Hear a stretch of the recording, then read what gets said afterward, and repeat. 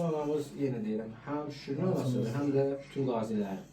Yəni, bütün şəhid analar bizim anamızdır, əlbəttə ki. Amma Fatma ananın bir fərqli xüsusiyyəti odur ki, bütün sağlamlığını vətən uğrunda itirən qaziləri öz övladı kimi bilir. Onların yaxşı günündə, pis günündə, gün saat 12-də olsa, məsafədən asılı olmayaraq o qazimizin, belə deyək, dərdinə, dərman olmaq üçün bir mənəvi cəhddən hər zaman yanında olur.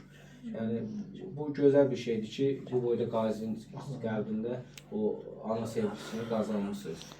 Bizi də inşallah belə deyək, biz də çalışırıq ki, yenə deyim, Şükür kimi bu vətən uğrunda canımızı, yenə deyim, qurban vermək qismət olmazsa da, amma ki, bir qazi kimi, bir hərbiçi kimi ehtiyatda da olsaq, xidmətdə də olsaq, yəni biz hər zaman sizi öz anamız kimi görürük. Çünki bu sevgini özünüz qazanmışsınız. Yenə deyirəm, bax, hər biri bizim, bütün şəhid anaların hər biri bizim üçün dəyərlidir.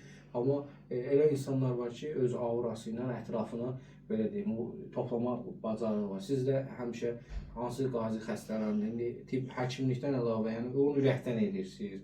Baxsan, can yandırır, bir qazimizin dərmanı lazım oldu, Bakının arasında da olsa tapır gəl. Çox şey var, mən çox şey demək istəmirəm. Bəzən insanlar düşünürlər ki, bu tərif yox, layiqi olan şeydir. Yəni, mən həmişə deyirəm ki, bizim tərif sözünü biraz bizdə deyib başqa cür şeylər, amma çalışmaq lazımdır, yaxşı insanlara tərif demək lazımdır ki, o tərifin də dəyəri yüksək olsun. Yoxsa